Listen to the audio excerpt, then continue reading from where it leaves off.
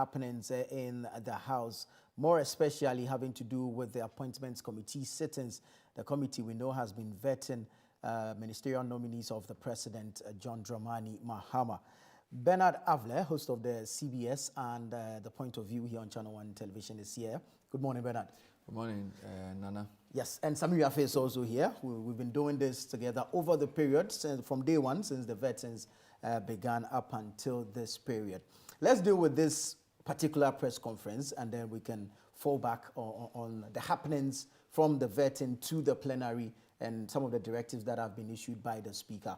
I'll start with you, Bernard. The minority leader has since last week more like been on a campaign against the clerk of the House, and also the clerk for the committee, for the Appointments Committee, and has also been at it against the majority side, whom he accuses of bullying. His contention is that the minority side has been very accommodating.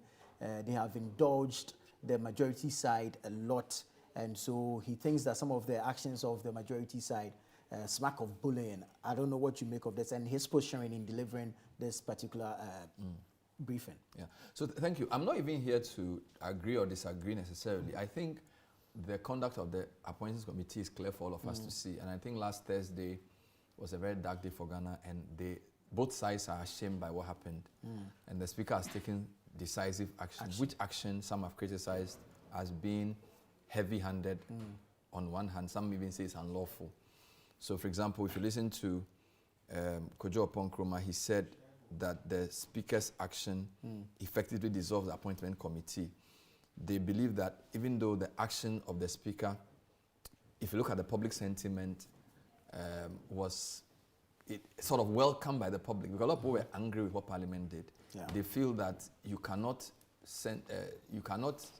punish a person without hearing them. Yeah. So whilst they agree with the setting up of the committee to look into the matter, they feel that the suspension of the four is either premature or unlawful.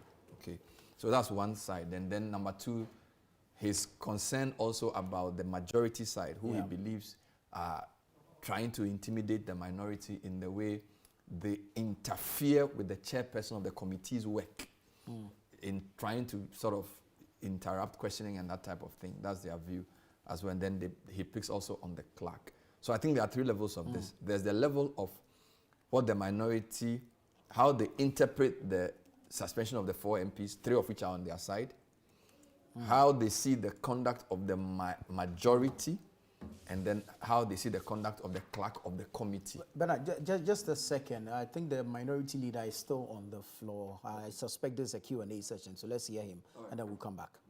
Security will come from Parliament. Leader, the last time the Speaker took decisions that affected the rights... Which media? Joy News and Joy FM. The last time the Speaker took decisions that affected the rights of your members, you did go to court to challenge that. In fact, you've mentioned the point about fair hearing not having been granted. What are you going to do about that, apart from engaging him? And secondly, the public is concerned that they haven't had condemnation from the minority with respect to some of the conduct that we saw on Thursday evening. We went to court the last time because all doors for engagement were shut. On this occasion, the doors of engagement have not been shut yet. We are going to engage, Mr. Speaker. We want to give reverence to his high office. We want to engage him. He's a Democrat. We believe that with his years of experience, minority leader, majority leader, second deputy, and now speaker, the only speaker to be serving a second term in our Fourth Republic. We believe that we must sit down with him, express our views. Yes, very well. I've been reminded that D.F. Annan did 2 terms. So he's a second for our record. Thank you for the correction, my respected learned colleague, Tampuli. We are going to engage him, and I'm sure with the posture of the majority leader ready for us to meet with him, I pray that we're able to do everything so that tomorrow will be a happy day for all of us.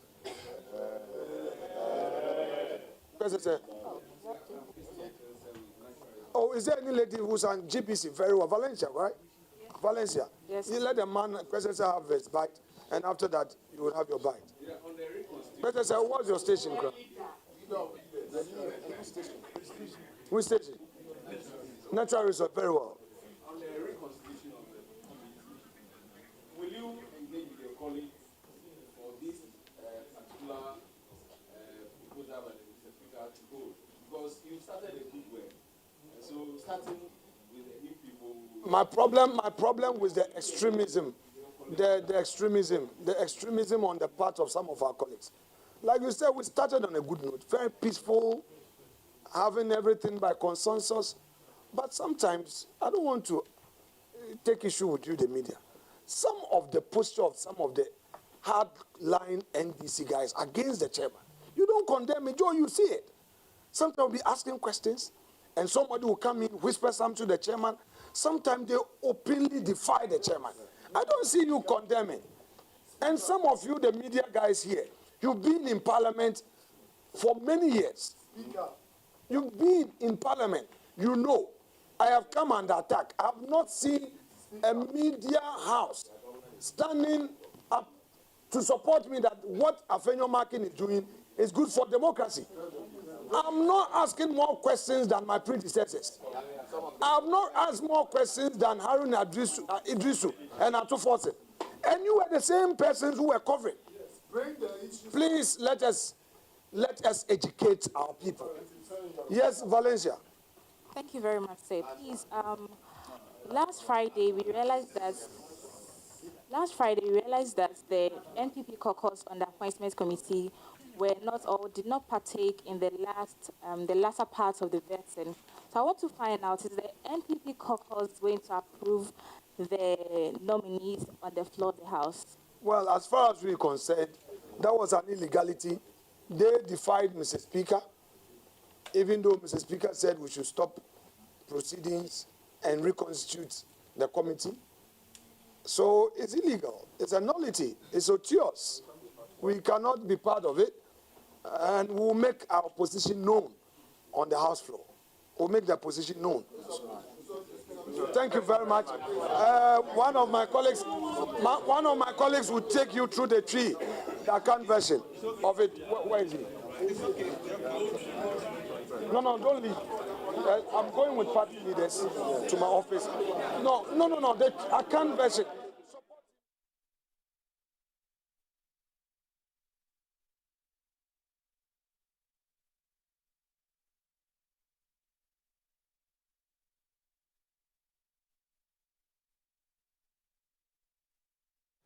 All right, grateful for staying there with us. You're back in the studios of ChannelOne Television. I still have Bernard Avle and Sami Wiafe here.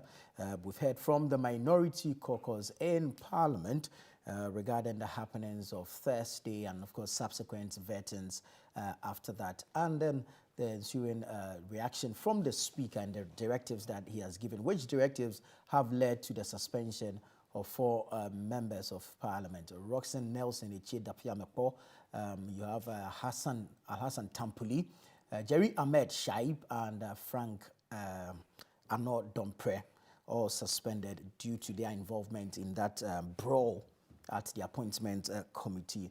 Bernard, you were speaking when we had to go back to... So as I said, there are 3 issues. The way they see the Speaker's ruling, the way they see the majority's behavior, and then the way they see the clerk.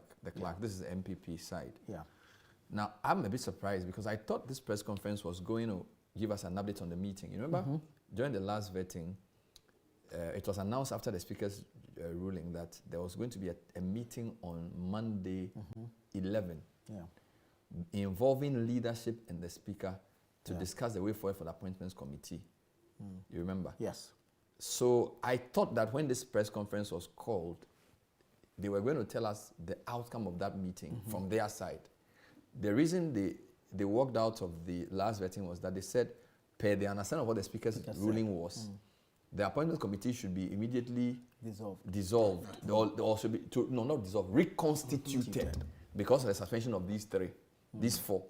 So I'm surprised that meeting hasn't even happened. He said he's trying to see the Speaker, it hasn't worked. So I'm concerned because most of what he said today, he said before. All right, so and then I also thought that if it wasn't even to give us an update on what the the meeting's outcome was. Yeah. I thought you were going to tell us something new about how they saw the suspension in terms of whether they think that it was legal or not, and whether they're going to challenge it. I was looking for some legal arguments so regarding that. Not having heard either of the two, I'm a bit surprised at this.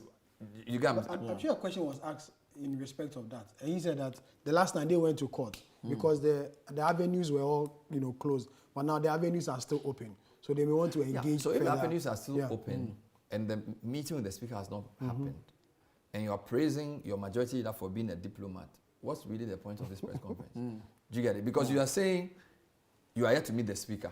Yeah. Number two, you are not sure that this is the best thing to do, suspending the 4, which 3 of them, and by the way, 2 of the 3 are in leadership. Yes. You say the majority leader is cooperative and is a very good diplomat. So why don't you have that meeting with the speaker and then try and find out if, and in fact, you also welcome the committee they've set up. So why are you meeting the press again with nothing new to report? That's my concern. It seems as if there's a lot of pressure on the leadership of the minority, for which is occasioning a lot of these media engagements. And I'm not sure they are going to help your cause if you have nothing substantive to add to what you've already said. Because on Friday, you spoke to us and told us all of this. I was hoping you were going to say, we've met the speaker and some compromise has been made and the speaker has said this. Or we think that if this suspension continues, the appointments committee, we cannot be part, or something substantive to report. Exactly. Okay, so I don't really see what is new here. All right, and I'm concerned that the frequent addressing of the media by the minority leader, either in interviews or in these briefings, may even weaken the I don't know how to put it. It may reduce the news value if it is not a substantive point to add. Right. I agree with you, and I was hopeful of something new, especially seeing that the party leadership had come. Justin Kodua was there, Stephen Intim was there. So, and of course, the minority is in Parliament on the platform of the party. And so I was thinking perhaps there was a party direction or a party directive that was going to come. For which reason they had called the press to make such an announcement. So however, I think the only thing we can say is new is that the meeting with the speaker has not yet happened. Yes. He says he's been making attempts to reach the speaker. So again, there was a very important question asked at the end. Does that mean they will not take part in the work of the committee until they meet the speaker? I suspect so, because he said he, in deference to the speaker, decided that they were not going to take part in the rest of the vetting. And that what happened on Friday after the minority left was an illegality. So I think a lot of what has been said here is the position of the minority when they meet the speaker. What we don't know is if the speaker will back down on the fact that the 4 have been suspended, and if he doesn't, will the minority take other actions? That's the key point that has to be addressed. Number 2, this meeting with the speaker, does it have to happen before Parliament reconvenes tomorrow when they have to now approve these ministers? All right? Or will they do that debate on the floor rather? Because I think that they announced, when the majority leader came to speak, he said there was supposed to be a meeting among leadership in the speaker's office. All right? So will that meeting happen today? We'll have to wait and see. So it's a bit confusing the way the issue, and majority hasn't said anything yet. Not yet. We've not heard from the majority. Sami, if the minority going to meet the speaker will go on 3 points, I think. The suspension of the MPs, the reconstitution of the appointments committee, and then their own interpretation or observation of the conduct of the clerk. These are the 3 key points I think they'll be going to meet the speaker on. And they have already made us, aware of what they intend to put before the speaker. Anytime the speaker calls this particular meeting, which we're told was supposed to start 11, but it's 11:32 is yet to start. I'm sure maybe after this press conference, or perhaps they wanted to preempt the meeting and let Ghanaians know what they intend to table before the speaker before this meeting. But then this press conference is not new. The things that Honorable Penyo Markin have said in this press conference is not new, because he's repeated all these things, since last week. And after his interview on Point of View, he's been to other media platforms to reiterate, the same point that he told us a while ago at this press conference. But for me, I feel the consistent attack on the clerk, I think the office or if there's a department for the clerks or the office, should publicly come out and respond to some of the things Honorable Appiah has been saying about this particular clerk to the appointment committee, because it's been one too many, and if they sit down for a while, people may want to believe whatever that Honorable Appiah is saying. So I feel Mr. Jetro and his people must publicly come out to come and state their side of the story to see whatever he's saying is indeed the truth or not. Not right. the truth. Sami lines and speak to the former member of parliament for Bekwai, a former deputy speaker and a former chair of the appointments committee, the Honorable Joseph Osei-Owusu. Good morning, Honorable, and thank you so much for joining us. Good morning. I trust you're well, sir. I'm well. How are you? Very well, thank you. Good to have you. Let's start off with the appointments committee and your observation of its vetting process so far.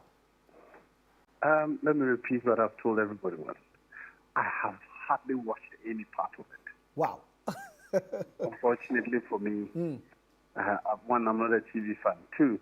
Very well. I don't want to be being invited to make value judgment on what my colleague is doing, so I don't watch it. Very well. Then I believe we can zero into the happenings on the evening of Thursday, where there was a brawl at the committee sitting over whether or not the process should continue late into the night. I want to believe that you have seen or heard reports of same, and so if you permit me, I'll find out what you think about this brawl, and of course the directive that has been given by the speaker subsequently. All right. First and foremost, what I've seen on WhatsApp, portions of what I reported to have happened, whether it's the whole or a part of it, it's most unacceptable. It's extremely unbecoming of members of parliament. I think that whatever caused that must be investigated thoroughly. I have sat on the appointment committee for 16 years before I left parliament. I've been part of all the disagreements that we have had, all the negotiations that we have had. We've never gotten to a point where we resorted to fiscals and physically moving objects and tables and so on. I think that was most unacceptable, and the conduct of the individual members who were identified as having engaged in any of those things should be referred to the Privileges Committee of Parliament to investigate and apportion blame. The Privileges Committee, the Constitution, the standing orders provide the means for dealing with people found culpable. The punishment regime for members of parliament in parliament are provided for in the Parliament Act, in the standing orders, and even portions of the Constitution. Very well. Honorable, do you think the speaker is right in suspending these 4 MPs? I wonder the basis, the legal authority. Because as I've said, there's a punishment regime. There's a procedure for dealing with misconduct of any kind, whether a member or a stranger or a witness, whoever is accused of misconducting him or herself. There's a procedure for dealing with it. What I've heard the speaker say was bereft of procedure. No procedure was followed. I'm not aware that any of the rules or even the Constitution gives Mr. Speaker the power to punish anybody without due process. And that's where I disagree with Mr. Speaker. Indeed, he was right in referring the conduct to the Privileges Committee he ordered to be constituted. But why did he rush to pronounce punishment? When you're going to try the people, you must wait, go through the process, and then at the end of it all, if the people are found to have misconducted themselves, then the procedure and the rule, the sanction regime applied by we ourselves, the Constitution, the Parliament Act, will then be applied. And so I think he rushed into taking a decision or announcing a decision which he has no power to do. Right. At the time of giving this directive, the Privileges Committee had not yet been constituted. Could this have in any way informed the decision to announce such punishment? but he on the same, in the same statement. Selection committee. Yes, he has a selection committee to quickly be constituted so that they can set up the privileges committee. And indeed, if you look at the privileges committee that he ordered to be set up, it's to deal with the same matter. There's no other matter. Oh, okay, there's another one involving the lady Castle or something. Hardcastle, yes. So the committee should be set up so that all those matters will be investigated and then a proper recommendation is made to the House. So I wonder the basis and the legal basis for pronouncing a punishment when the procedure had not been followed. Very well. Let's look at the work of the appointment committee and, of course, you having served there. How did you, as chair, approach your work as chairman of the appointments committee? Well, let me say that the major opportunity, or let's say my major procedure has been building consensus at the beginning. On any matter, I'll call the leaders. We will discuss, agree and disagree, and then we'll agree on how to go about it. On every one of them, right from the beginning. There's a meeting of the whole committee. But even before the meeting of the committee, I'll have a meeting with the leaders on both sides, and we will work out how we will go about it. It's a real pity that there appears to be, should I say, I don't know whether it's no negotiation but from what I heard Honorable Afenyo say, what it means is that what they agree upon was being breached. I hope that is not the case. If that is the case, I think the chairman should put his foot down. This is what we agreed. We should go by it, unless you persuade your friends on the other side to agree to do something else. You should stick with what you have agreed to do. Well, what kind of pressure does being chair of the appointments committee put on a person? There's pressure from particularly the executive. Right. Oh, we want to do this on time. Oh, we're taking too long. Oh, the president wants his ministers quickly.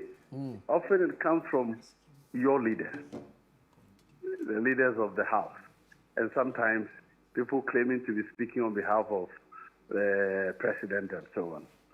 But I believe strongly that once I agree with my colleagues, no amount of pressure can let me change what we have agreed. I may go back to renegotiate if my colleagues agree. If not, then I will not change what we have agreed upon. Because Parliament, from my own experience, Parliament is all about negotiations.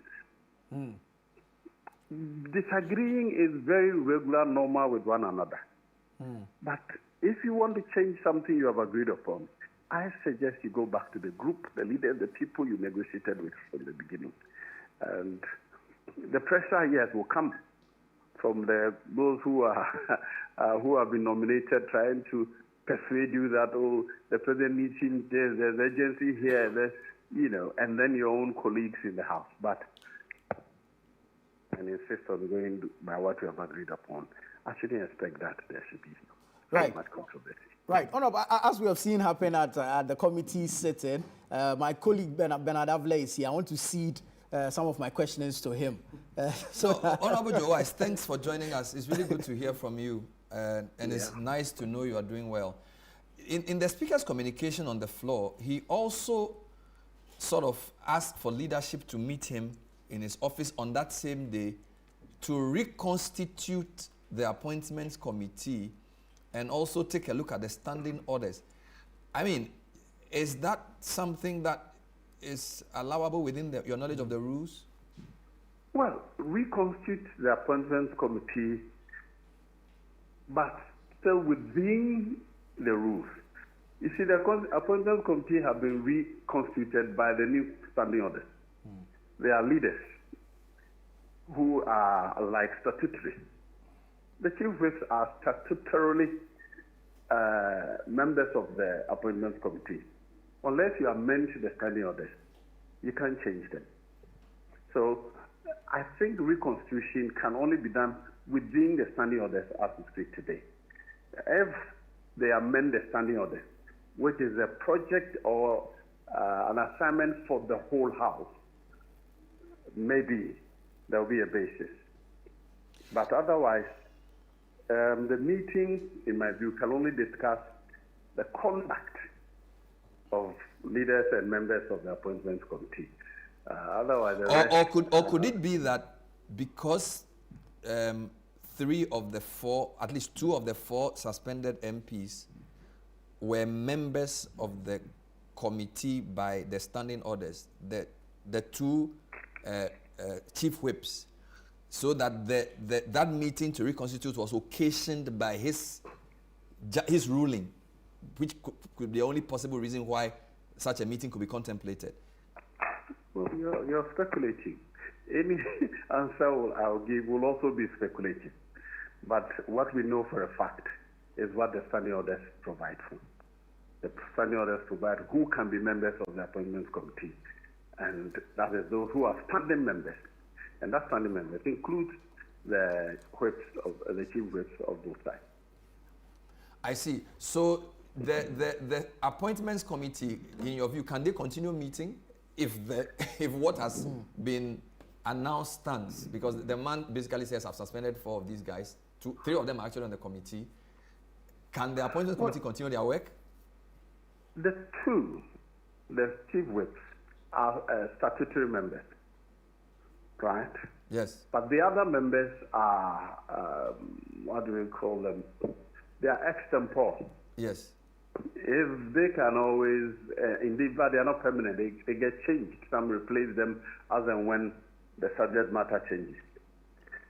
So the real challenge is whether Mr. Speaker had the right to remove the statutory members. As for the other members, they are rotating, they can be taking off, new people be brought in. Right. So yeah. The issue really comes as is the appointments committee now properly constituted. If the chief whips are not among them, is it properly constituted? Can they continue their work? I doubt that. So I'm sure maybe questions of quorum will arise. Just another. Quorum may not be an issue. Okay, are you saying that once whether it is properly constituted? So once the whips are not there, based on the standing orders, the committee itself is not properly constituted? That's my view. Interesting. The minority leader has said to us that he's prepared to engage, and because he was asked a direct question by the media whether I was going to go to court or something, and he says, for now, they want to engage. I know that in the past Parliament, there was a lot of litigation with either the Speaker's judgments being sent to court and vice versa. As a 16-year member of Parliament, would you advise a judicial review of this order by the Speaker at this stage? Well, the Constitution says that subject to this Constitution, Parliament may regulate its own proceedings. So as for regulation of Parliament's own business, it is within Parliament. But if the Speaker persists in suspending the members without due process, then it is taking out of the regulation. It falls within the constitutional right of members of Parliament. A member of Parliament is elected by a constituency to represent them. Does the Speaker have power to suspend them without due process, without following the rules? I think that becomes a matter which can be.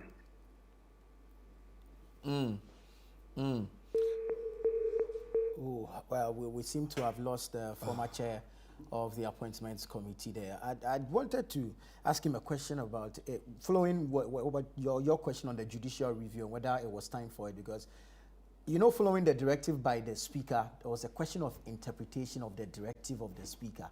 The minority interpreted same to mean that more or less the appointments committee, for want of exactly, should stop work. But then the majority went ahead to continue with the vetings. And so I think it falls in line. And the other problem is that because the MPs are from different sides of the House, and because this contention is a political contention, I don't expect the four to come together to fight this. Because I think that there's a strong case to be made for a challenge of what the speaker Well, we understand the has done. Honorable Joseph Osei-Owusu is back on the line. Honorable, thank you so much for staying on with us. We lost you momentarily there. Yes. But please finish that, and then we can proceed. Yes, I was making the argument that if the speaker persists in the suspension, then the issue becomes, what is the legal position of the speaker as regards other members of parliament? If those lines are not clearly defined in future, we have challenges with the speakers assuming powers they don't have and suspending members when they don't have the power to. You know, it is important for the rules to be clear. Because, for example, in the case of Honorable, is it Avle also, which involved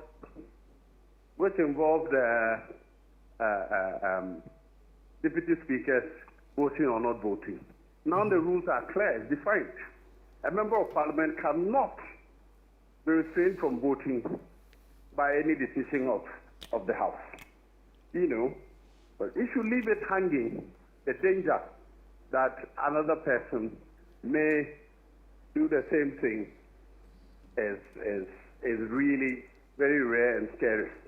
So if I understand your point on what the speaker did, a member can only be found in contempt of parliament after a procedure, not just on the judgment of the speaker on his own. You believe there has to be a procedure followed through, for which then... Because the procedure has been defined by law. It has been clearly set out how we should go about it. And so we should not permit any person. And remember, I think this matter is extremely important for me. Mr. Speaker is not a member of parliament. He's not. And so we should be careful allowing him to assume powers of interfering or regulating, assuming powers to suspend and remove members of parliament when he is not even a member. The powers he wields are powers granted him by members of parliament in their standing orders. In fact, all the decisions involving members of parliament are to be taken by members, not any other person. Finally, there's a view that the deputy chief whips are also statutory members of the appointments committee because they constitute part of the leadership of the House. So even if the substantive whips are suspended, the committee could be constituted. That's somebody's view. Is that the rule? This is order 2. They are quoting order 2177. And it says that the deputy whips are members? A member of the leadership of the House is entitled to participate in the proceedings of the committee during the consideration of nominees for appointment. That's what the order says. Yes. Every member can sit in the appointments committee, every member of parliament. But when it comes to taking decisions with the members, the chairman may refuse a member of parliament other than a member of the committee from asking questions. Sometimes I do that. I mean, I used to do that. You are a member of parliament. You are allowed to sit at the table, participate in the committee, but sometimes I refuse the permission to ask questions. Finally, do you think the numbers in parliament is influencing the behavior of the committee? Because you oversaw 2 parliamentary appointments committees. In one instance, the MPP had a clear majority. In the other instance, it was very, very close. Could the fact that there's a 2/3, 1/3 be influencing the dynamic we're seeing unfold before us? I don't think so. Whether it is 100 or it is respecting each other's rights to participate in proceedings. It is respecting rules or agreements reached with your colleagues. If there's no room, if there's no controversy, I don't think anybody will have a basis for saying, I'm a small minority, so I'll do this or do that. All the controversy I see, I heard Honorable Prayer and the others shouting out of that. We are good to do 3. We have done up to 5. We will not continue. Honorable, also a matter of interpretation arose after the Speaker's directives And I'm asking this because, especially that on the reconstitution of the Appointments Committee, the minority interpreted same to mean that the work of the committee had halted immediately, but the majority went ahead to continue with the vetting. Do you think it was right for the minority to recuse itself from the process following the directive by the Speaker? First thing is that I'm not sure that the purported directive of the Speaker has any legal validity. So if it has not, then the committee as so constituted was the committee that was working. All they needed was a quorum. If you opted to stay out, but they had a quorum to continue business, there's nothing wrong with them continuing. This positioning of the minority, not necessarily walking out of proceedings, but disrupting proceedings, what do you make of this? What are your thoughts on this? Well, I've already said that what I saw, the little expert I saw, extremely unacceptable. It doesn't matter who was doing what. Parliament should resist any temptation to get into fiscal and violent confrontation. Very well. Honorable, thank you so much. It's always a pleasure talking to you. We're grateful for your time and we wish you well. Thank you very much. Grateful. The Honorable Joseph Osei-Owusu speaking to us there, 16 years as an MP. They don't call him Joe Wise for no reason. Exactly. There's wisdom also there. Yeah. I like, I think it's a tough job to be the chairman of the committee. Yes, and he was right when he said there's pressure. Yeah. And he himself, he's been through a lot because he was an independent candidate before, come back into the fold. So he's built a certain stature which helped him control some of the MPs. And I think some of the challenges Ahiafo is facing, even though he's been there for quite a bit, is people are like, you are just new. So they want to test him. Because I remember Joe Wise would say, you ask another question, and you even argue with you put off your mic. Somehow, Ahiafo is being forced to raise, and Joe Wise didn't even raise his voice. Ahiafo is being forced to raise his voice, and as we are being told, even people from his side are giving him pressure.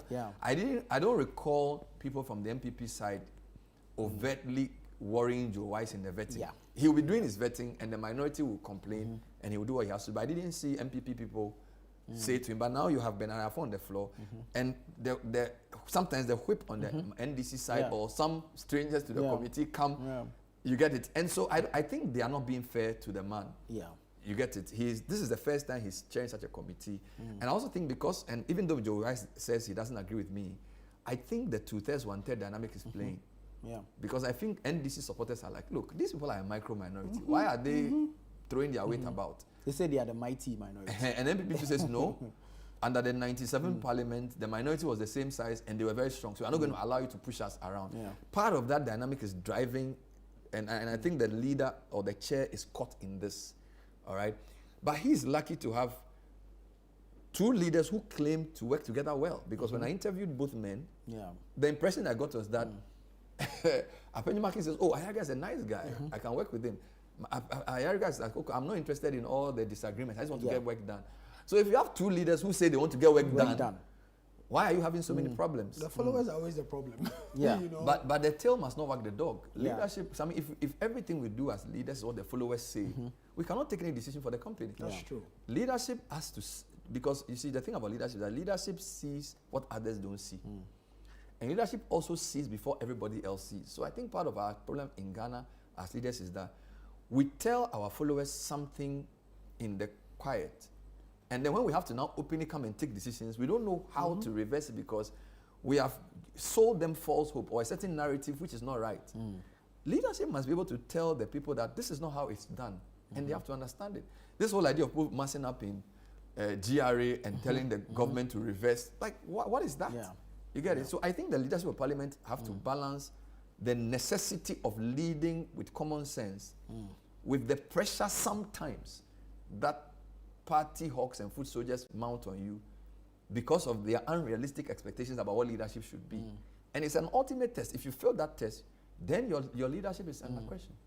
Remember, one of the admonitions of the speaker to the members was that they're allowing their fans to dictate to them, and then they should keep their fans in check. And it's something you can't run away. You can't run away from it. Because I've heard Apenyumaki say, on a number of occasions that he's under pressure as minority leader, first of all from the party leadership, and then the support base who are also giving him pressure, and they feel that, you know, you shouldn't allow these people to bully their way through. You are the leader. You are the, as of now, you are the de facto, you know, leader of the MPP, and so you should stamp your authority. You should show them that, that indeed, even though you are few, you still there, and so the pressure will come, and he's confirmed that there's pressure on him. So some of the things or some of the actions that you see him portraying on TV, it's not his way of doing things, but it's because he's supposed to satisfy a certain class of people who decided to put him up there as the leader, because he was, first of all, you know, nominated and elected and endorsed by the National Council of the MPP to be the minority leader. And so first of all, he must satisfy those who placed him there, and then satisfy your colleague members of parliament who are also in there, and then satisfy the support base. So when you see him do these things, that's where maybe the pressure is coming from. But then for the display of the things we've seen him do on the TV, he's also come out to say that some of the things they want to probe further. They want to push further, because he said that Sam George and Ablakwa, you know, they had engagement with him that, you know, some of the things they said before the election, they went overboard. So they wanted them to, you know, stay cool, withdraw some of them, and then, but then they decided to not to do what they agreed to do. And so the pressure was on them to push them to make some of these concessions and some of the things that made it. So the pressure is there. And then Bernard, I also make a statement on the suspension of the 4 members of parliament. As Joe said, if we don't take this matter, or the minority, I mean, do not take this matter to seek interpretation, the precedent, as Joe said, may be there. Because I think this is the first I'm hearing that members of parliament have been suspended. And already there are people who are disagreeing with the speaker over this suspension. I've heard members on the minority bench, and I heard people outside parliament. Over the weekend, I heard Dr. Kofi Asante, CDD, yes, disagreeing with the actions taken by the speaker, and said it didn't fall within, you know, the standing orders of the House. And he felt that the Privileges Committee was the best committee to deal with it. But for now, we don't have the Privilege Committee, and so the speaker had to take a decision on this. I feel the speaker was also under pressure to act. Looking at the way the scenes were broadcast. Yes. And everybody, I think the whole world was seeing what I is think happening. the public agreed with him without necessarily looking at the law. That look, this is what should happen because of what they've done. Exactly. But then, do you want to satisfy the public and then do away with the standing orders, the rules, That's the problem. The rules that govern the House? Right. You want to set that one aside and satisfy the public. You know, I feel the speaker is in a very difficult position. Very well. And So, so, please, hold on. Let me speak to the member for Zebula, Cletus, former member of parliament, former honorable. Majority leader. We still want to keep you in the House. But don't worry. Good afternoon, sir. Thank you so much for your time. I have an able successor, so that's all right. Very well, very well, very well, very well. Thank you so much for your time. Honorable, Thank you very much. Well, I mean, we've been watching the vetting proceedings. The anticlimax, if you ask me, was the happenings on Thursday and the brawl that ensued after. But following that, the Speaker has taken action. He has suspended 4 MPs from the House. Let me pick your thoughts on what the standing orders of the House say regarding this directive by the Speaker. Yeah, well, you know, we have some new standing orders. And they have made more lavish provision than the old one. Now, if you look at the old standing order, even the current one, Order 5 of the standing order, it says that in all cases not provided for by the standing orders, the Speaker has the discretion and the authority to interpret or to provide the gap for the smooth running of the House. And it is on record that a committee city is a city of the House. Yes. And then the Speaker is literally in charge, whether in the chamber or at the committee level. Because it's a committee of parliament and then the Speaker's committee. So what they are doing, they presumed to be supervised by the Speaker as well. So the Speaker, like in the High Court or the judicial system, has an inherent jurisdiction as provided for under Order 5 of the Standing Order, to take an action in all aspects of cases that are not specifically provided for in the standing order. And the standing order provides for disorderly behavior, disorderly conduct, and the Speaker can ask the marshal to order people out and not to come back. I hear people say that it is only for that day, but it's not necessarily for that day. It's at the discretion of the Speaker, depending on the gravity of the case. And in this case, if you look at the scenario, what happened on that day, it was a disgrace, not just an embarrassment, but it was a disgrace. It had brought the name of the house into disrepute. And then it had also scandalized the image of the house. And the speaker is not a member of the parliament, but the speaker is the chairman or the father of the house. So I think that he took that decision at the spell of the moment. And then that was certainly in good faith. So you don't need an extra provision to say that the suspension might be this number of days or weeks and the rest of them. I think that he did that to send a message to the rest of the country that to whom much is given, much is expected. People expect a lot from members of parliament. We are a role model in our society and in the country. We are the bastion, parliament is the bastion of democracy, it's the symbol of democracy. Because if it's a military junta, the courts will exist, the executive will exist, but there will be no parliament. So much is expected from parliament, and therefore much is expected from the conduct of members of parliament. And then you all are aware that what happened that day, you say you won't take part. Then walk out honorably. The law allows that. Walk out honorably. If you don't want to walk out, then sit down and don't participate in the debate. These are options available to you. There's no option saying that you should break down the equipment. You should turn tables and chairs. It's not part of your parliamentary privilege or democracy to be unruly and to be uncivilized. Pardon me for my heavy language. Excuse me for that. But that was very, very embarrassing. What happened? Without any provocation, we will not sit. Therefore, while we will not participate, we'll make sure you don't also participate. What law is that? Living by might and not by right. And the thing that the speaker should rather act by right and not by might. He who comes into equity must come with clean hands. You don't have a right to do what they did, and they are complaining. So I think that at the end of the day, what should happen is that the leadership of the two sides should engage the speaker. This question of going to court and the rest of them will not help us. We will rather undermine the dignity of Parliament, like we did during the last session or the last month of December in Parliament House. It doesn't augur well. It's not everything that should resolve in the court. So the two leaders should be able to sit with the speaker, and the speaker might use the discussion to say, okay, leaders, or we have to come back. Let the committee work, and we see at the end of the day what recommendations they can bring. But I think that the speaker has an inherent jurisdiction, authority to take the decision that he did in the public interest and in the interest of the nation. And also to be able to send a message to all types of people, like in the senior high schools, university, and the rest of them. People go and strike and destroy property, government property, which as a poor country, we cannot easily replace. I think that those who are involved in that parliament must be surcharged. They must be surcharged so that when they pay, next time honorable men will know that they are honorable. It's not an empty title to be called honorable. Your conduct, your behavior, your lifestyle must demonstrate that. You must live in the epithet of that. So if it is honorable, then I think that the speaker was right in invoking order 5 and 130 of the standing order to bring order to the House, to bring dignity back to the House, to send a message to all people in the country that you cannot afford to take the law into your hands and disgrace the country. But what they did was all over the world. It's an embarrassment to Ghana. It's an indictment on our democracy, that we have been extolling the virtues of our democracy since 1992. These are my concerns or opinion on the subject.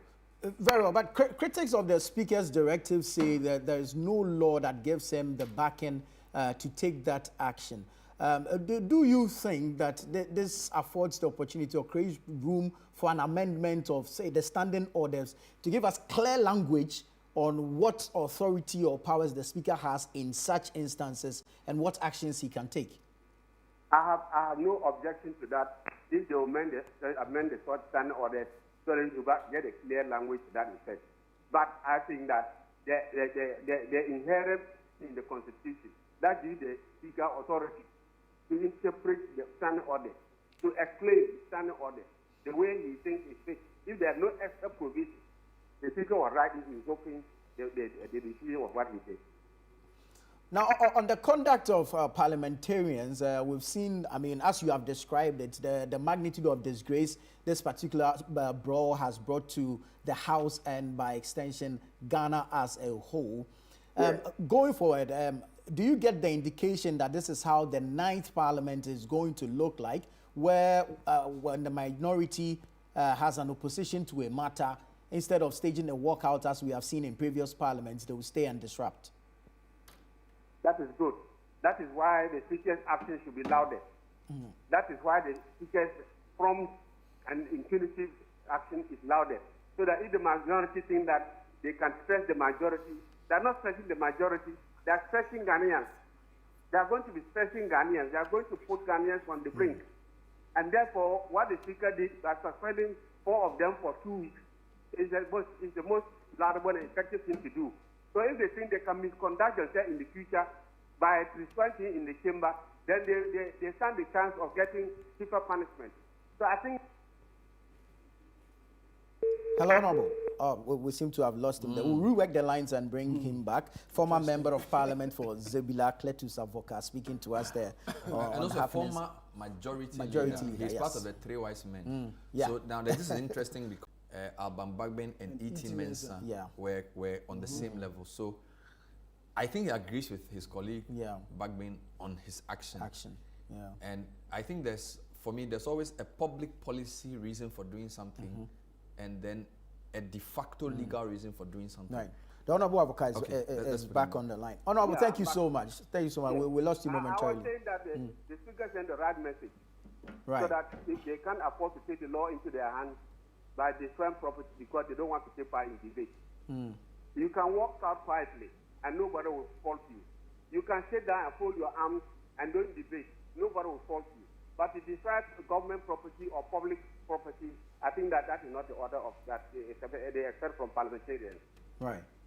Honorable, let's look at the chairman of the appointments committee, the Honorable Bernard Ahiafo.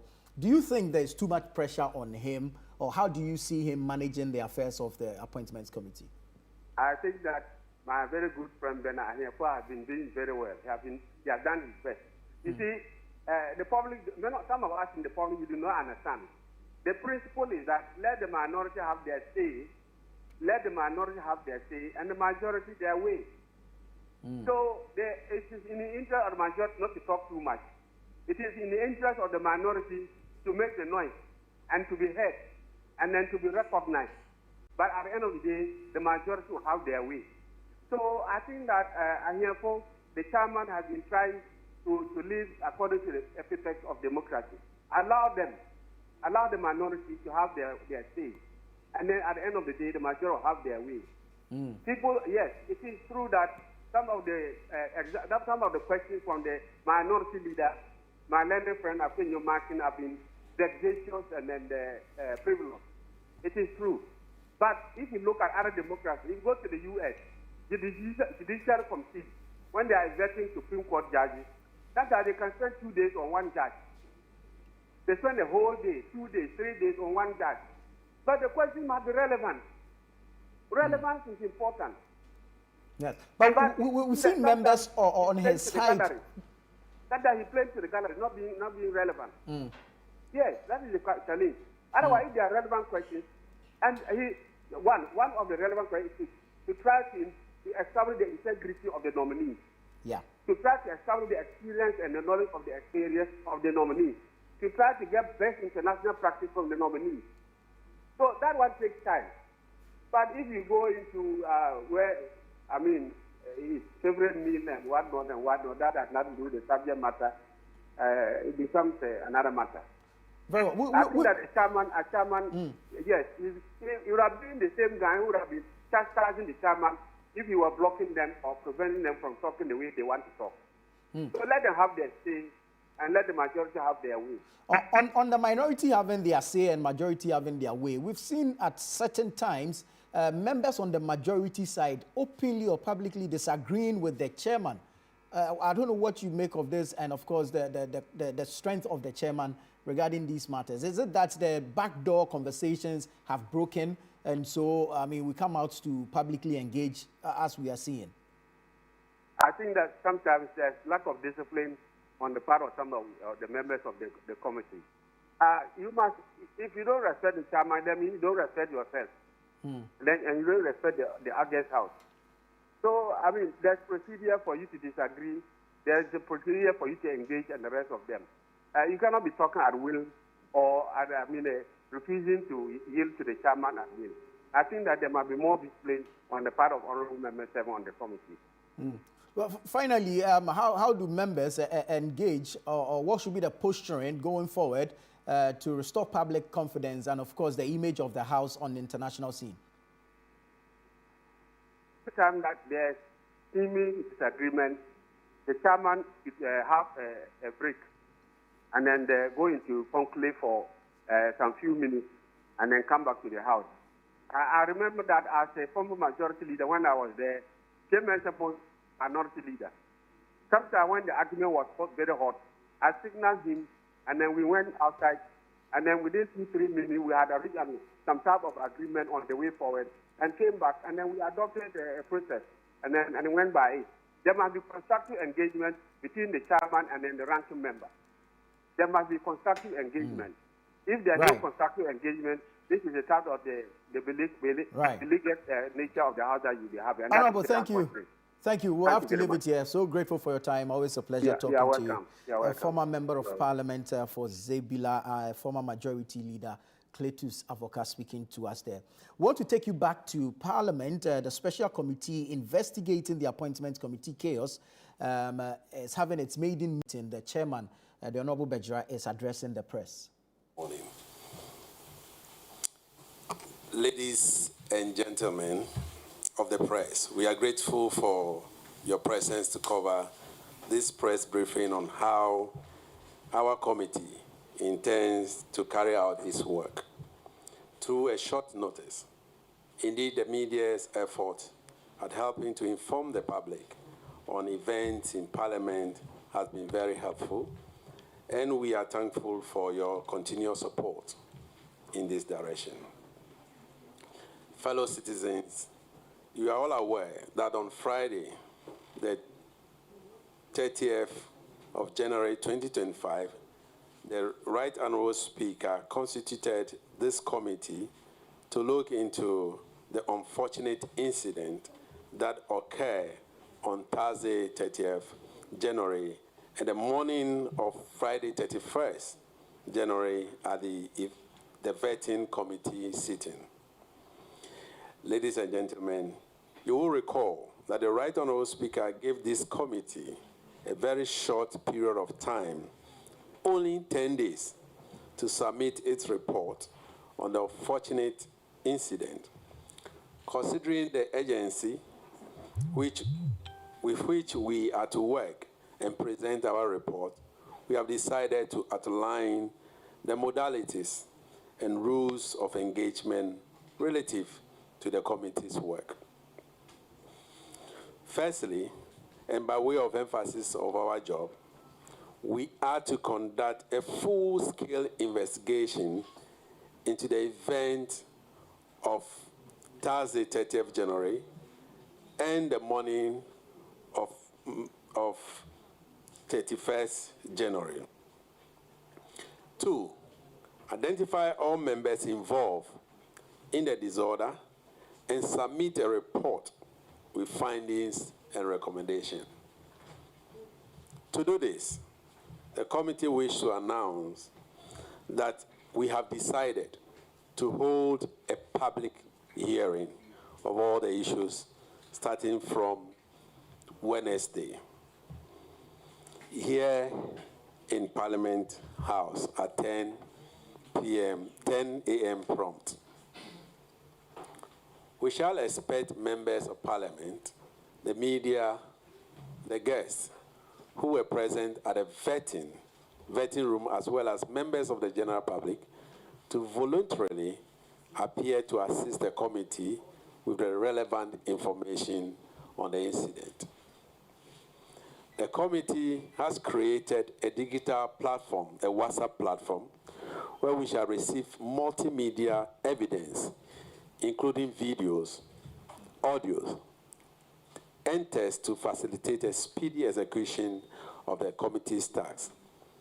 This, I will give the number, and for those who are interested in sending us evidence either by video or any evidence that they have, we'll send it to the clerk, to the committee on 0244 926 911.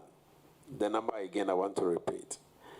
Anyone, either from a media house or individuals who were there, who want to send us videos, audios, or any tests on the incident, please send it to the clerk of this committee on 0244 926 911.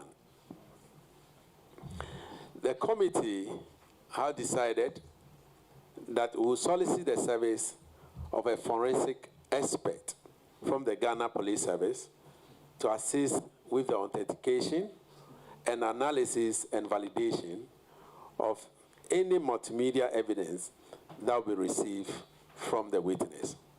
Starting from this morning or this afternoon, we will start viewing some of the video evidences that Parliament has. The committee will also provide opportunity for in-camera, in-case hearing for a person who may wish to utilize such an avenue to provide useful evidence to assist the committee. Ladies and gentlemen, it is our hope that all citizens will stand with Parliament of Ghana in this trying moment to assist in rebuilding our enviable democratic attributes as we undertake to execute this task. In conclusion, the committee would like to place on record that it is not part of its job to target or witch hunt anyone. And I want to repeat it. We are not here to witch hunt any of our colleagues or members of Parliament. This work is to look for evidence of any member of Parliament who may have flouted the rules of engagement in this House. Hence, we are appealing to all and sundry to volunteer information that will help bring a lasting peace and collaborative spirit into the work of not only the appointment committee, but ultimately to the entire House of Parliament. I thank you very much for your attention and good afternoon.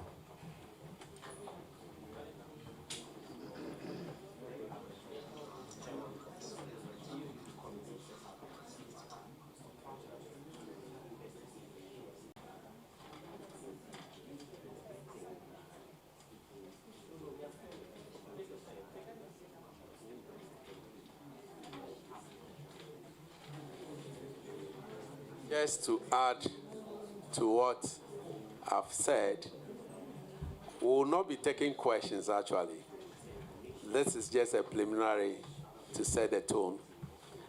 I've mentioned from the onset that we are a 7-member committee. And if you care to know, I will mention the names of those who are members. Honorable Emmanuel Bejura, myself, who is the chairman of this committee.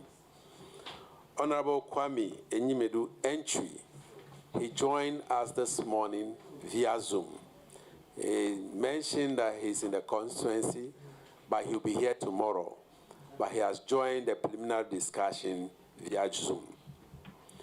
Honorable Gisela Akushika Tete Agbotui, Mrs., who is out of the jurisdiction, and she also joined us via Zoom.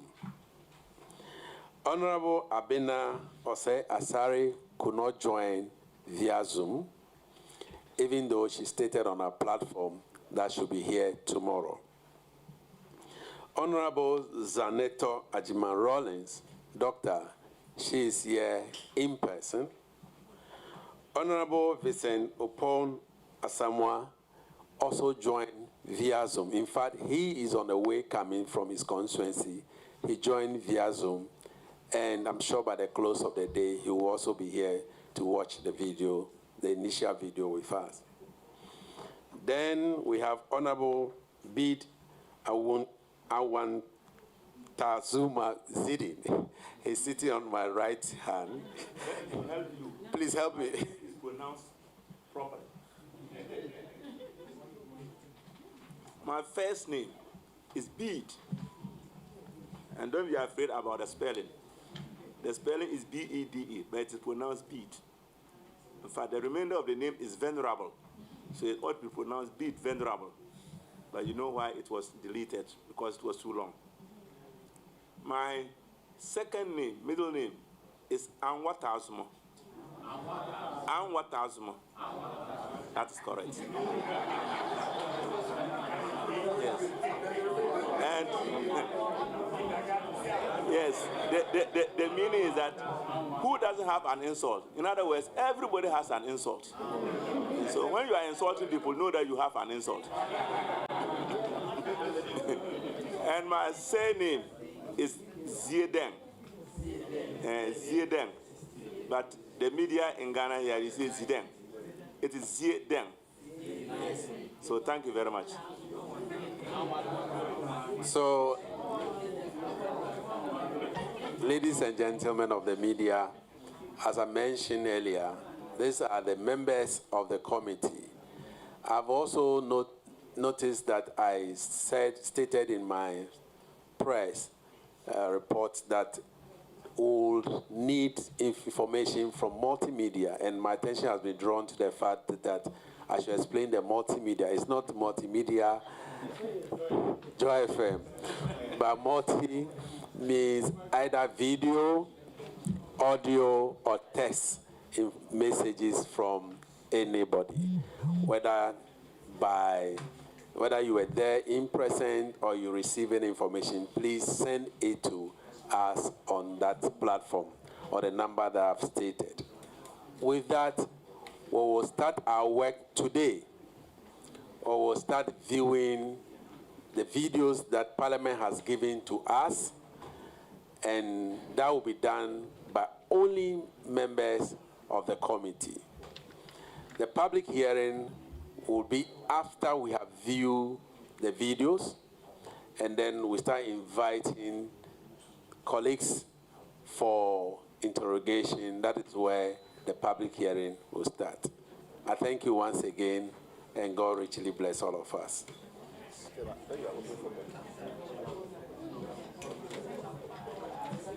So thank you very much for coming.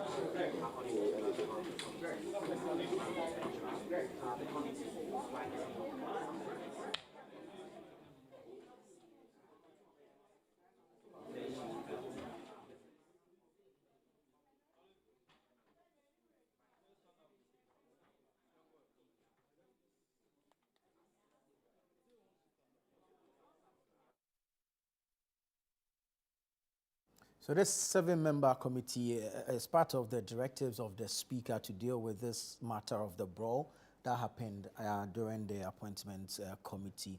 They are expected to investigate and identify all members involved in the disorder and submit its report with findings and recommendations within 10 days from the day of the announcement.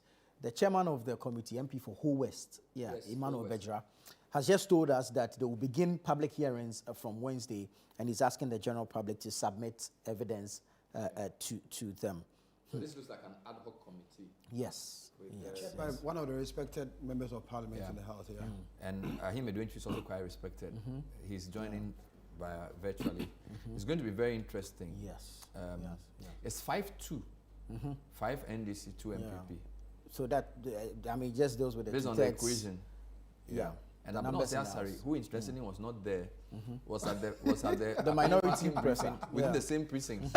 So I wonder whether it was some other issue that clashed, because this looks like very serious work. Yeah, but I suspect they are caucusing ahead of the meeting with the speaker too. That's the MPP side. Yeah. So perhaps. And now it's very clear. He's saying they're going to do this 10 o'clock every day for the next 10 days. Yes. I don't think the vetting. Okay, so a couple of things. What the MDC did, and then the majority side did on Friday after minority walked out, will obviously lead to some report, which I suspect will be late this week at the plenary. Because the minority did not take part in some of the vettings, they may have to separate the nominees. Right. So the ones that they took part in, I believe there are some that they will take by consensus. For example, they said Kwabena Mintak, I have no problem with him. So I'm guessing now that this week, when Chairman Ahafo lays the report, they will have to separate some of them. From what the minority have said to us, Okujetua Blakwa and Samuel George, they have issues with them. So it may go through either, the report may have to be by a majority report, and they may even have to go to a vote. I think Akando and all those who came before will go by consensus. What is not clear is what will happen for those who came after Okujeto left. Because about 6 or 7 were vetted. The nominee for sustainability and climate change. Yes. Felix Kwacho-Fosu for the Western North Regional Minister. Yes. Yeah. The Savannah Regional Minister. They didn't take part at all. So will the report? How will they debate that report? Will they also go for votes? So it's not clear. And then the other point is, this committee is working in 10 days. Let's assume the president announces the 18 ministers left. Deputy ministers this week. Based on the way this committee has done its work, let's assume the president puts out the names tomorrow, which is Tuesday. By Monday, they may have to start vetting. And Monday is within the 10 days of these guys working. I don't know. So there's a lot of issues that have to be resolved this week, which we are not even clear of. You know, the more reason why I said last Friday that the speaker's directive needed some interpretation, more interpretation, more clarity regarding now the committee is supposed to investigate happenings at the appointment committee. Key members of the committee are on suspension. Now this committee is given 10 days. Investigate members who are on the appointment committee. Now they have been suspended. Will the committee still run without these key individuals who have been suspended? Or will the committee be on hold upon a committee pending the outcome of this 7-member committee, giving 10 days? So I feel mind you, one of the directives is also for the reconstitution of the appointment committee. So whether you agree with me and I say that the speaker was under pressure to satisfy a certain perception out there, because some few days ago he has publicly said that respect is earned, and then happenings at the appointment committee is giving the whole house a bad name. So already there's pressure from there. And what happened on Thursday night confirmed all the suspicion and all the things that he has been hearing. So quickly, he must take an action.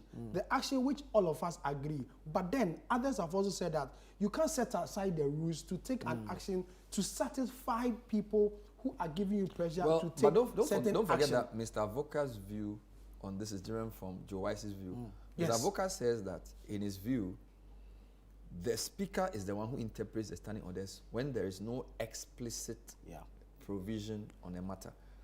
Now, the part of the standing orders they read is saying that when somebody misconducts themselves, they can be hauled to appear before the privileges committee. But you see, the context of that was maybe on the floor in giving a speech. What happened on television, you can also say is unprecedented in the way that it brought Parliament into disrepute. But we saw worse on 6th January 2021. We saw worse. Right. Yes, but that was in... I agree. No, actually, no. On 6th January, nobody deliberately destroyed property. You see, on 6th January 2021... But EC ballots... it's a different situation. They were voting and somebody carried something. The ballot box. Yeah, but this one... I'm not trying. What I'm trying to say is that this is different in the sense that you saw people literally, destroy property on television, And of course, even if it happened first, you know, I'm not necessarily agree with the speaker. What I'm saying is that there are two schools of thought on what he has done. Okay? And so I don't want to conclude that what he did was explicitly wrong. Number two, I've said that there is a public policy decision you are taking, and there's also a legal decision. Now, the public policy decision and a political must decision as well. Fantastic. So for me, most people, for example, when I went on air the next morning, okay, no, we were on air on Friday, okay, at least by the time the speaker made that judgment, a lot of people were saying this is the right thing to do. Now, that's not necessarily to say that it is legally right, but the way the public sees Parliament is also important. Do you get it? So maybe the speaker's action is to get the public to tone down on the pressure.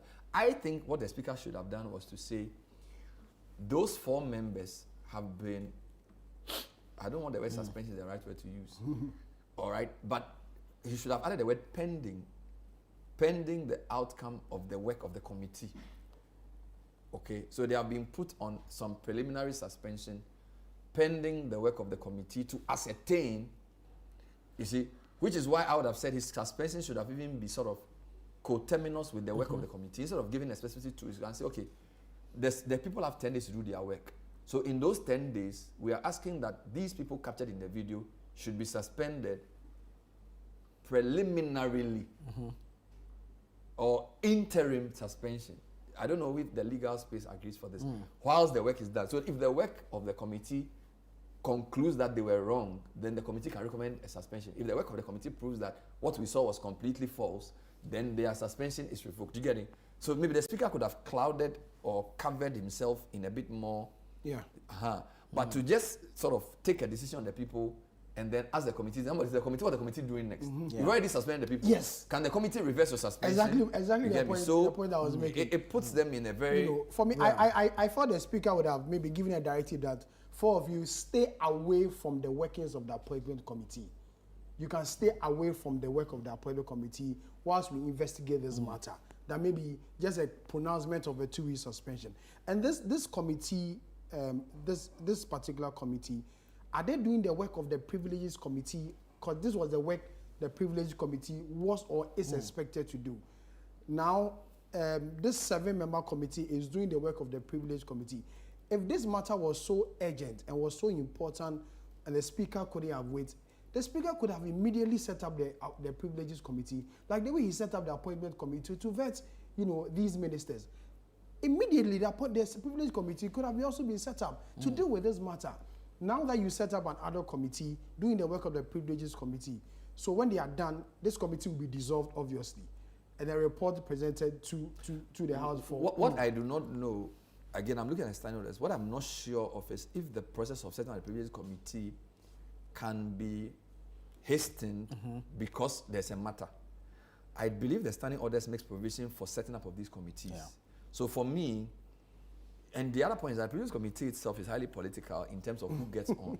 So I think the decision to choose a respected team, I mean, Ahimbedu, Abedja, oh yes, very respected. I think for me, even getting a privilege committee, whether they are working or not, I think the reason the privilege committee he took his action was that maybe the process for setting up a privilege committee has not been done because there's consultation. The speaker was clear on that in announcing the formation of this committee.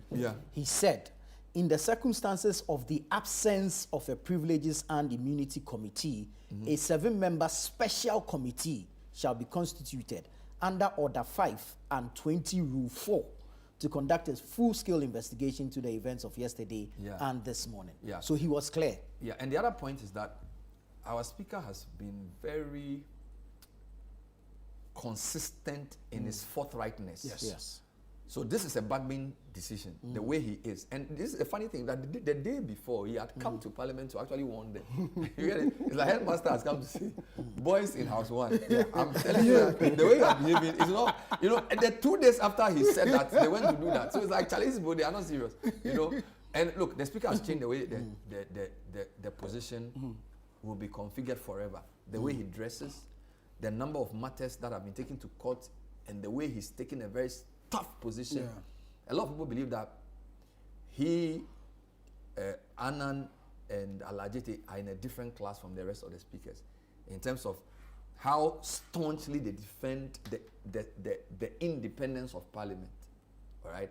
So, and I think in 20, 30 years, he may be vindicated for his position because he believes that if Parliament does not do certain things to maintain the trust of the public, they would, if you look at Parliamentary reports, Parliament is coming down in the eyes of the public.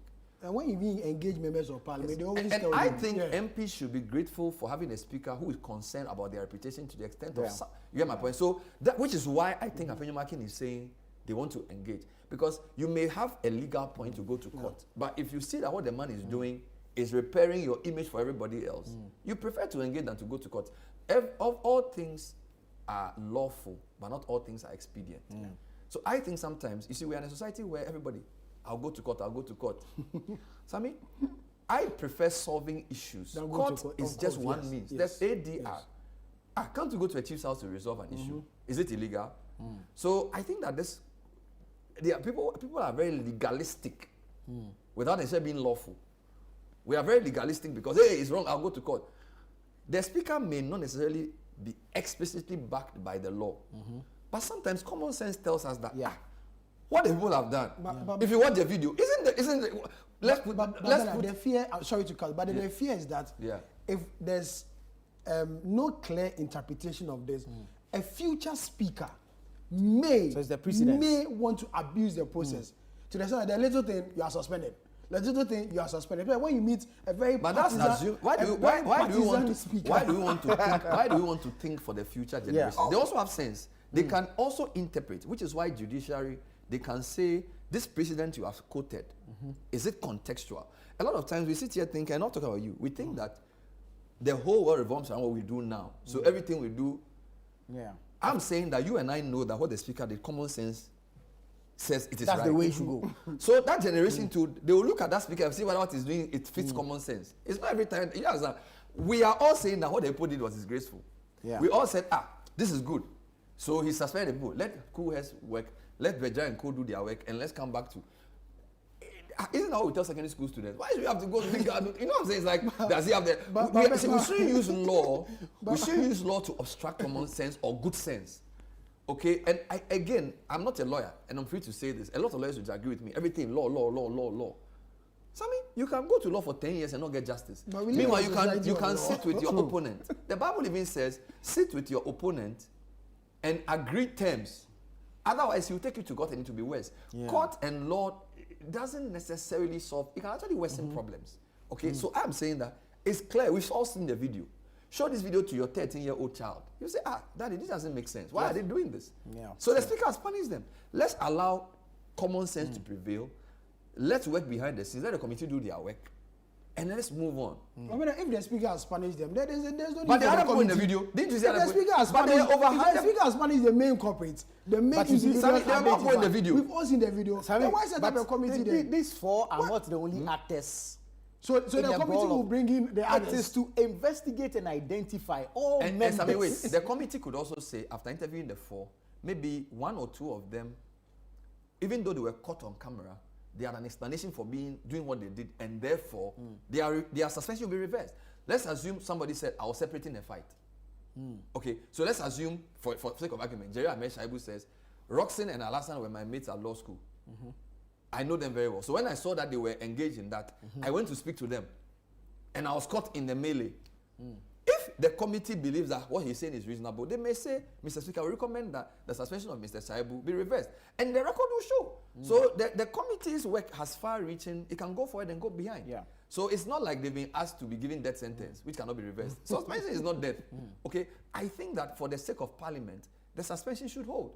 Because a lot of right-thinking people think that what the people did disgrace the whole country. And the speaker must crack the whip. Sometimes we have to let good sense and common sense prevail above legalese. And of course, I mean, the damages caused need to be replaced. Of course. The speaker has directed that persons found culpable should be surcharged with this. So it's important that the committee identifies all persons. And mind you, he says the deductions will be made from the emoluments of members found culpable. So it is important that this committee is able to identify the members actually involved. and not just somebody caught in the crossfire or somebody standing somewhere and observing, but his face shows in a video. You get it? So it's important that this committee undertakes its work, especially in the absence of the Privileges and Immunity Committee.